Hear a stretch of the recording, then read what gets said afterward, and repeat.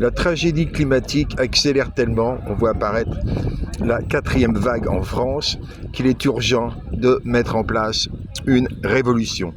Dans cette révolution, les jeunes doivent se trouver en première ligne.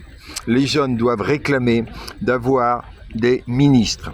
25 élèves de l'ENA doivent chacune désigner un ou une ministre jeune dans un gouvernement révolutionnaire. Chaque ministre a représentant de 16 000 conseils statutaires de 125 jeunes.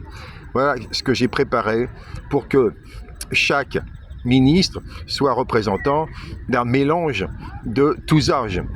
Ne pas avoir un ministre des plus âgés et un ministre des plus jeunes.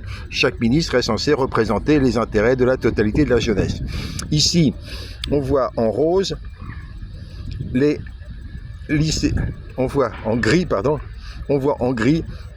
rose les lycéens de première et de seconde et on voit en gris les élèves de terminale. Un élève de terminale devra se grouper par 4, former un club d'entraide et par exemple ceux qui seront délégateurs de base, les 4 ici, auront désigné en jaune un élève prépa Sciences Po. Mais pour que l'élève prépa Sciences Po soit accrédité, il faut aussi qu'il soit accrédité par 4 délégués intermédiaires de base qu'on voit ici, à cet endroit-là, chaque délégué intermédiaire de base ayant été lui-même ou elle-même accrédité par 4 lycéens de seconde en rose, la couleur qu'on a vue tout à l'heure. On a ici encore 4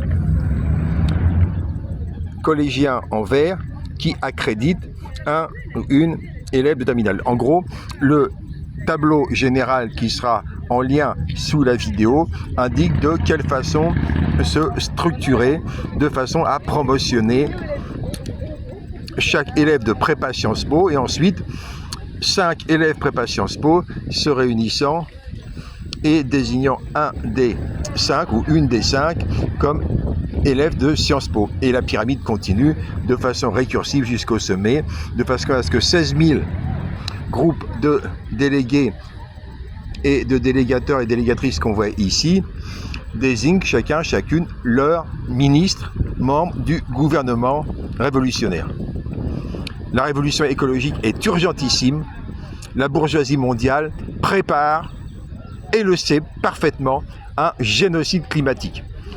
La mort des Africains est programmée par ces gens-là et leurs robots viendront piller les sous-sols une fois que la population sera morte de chaud.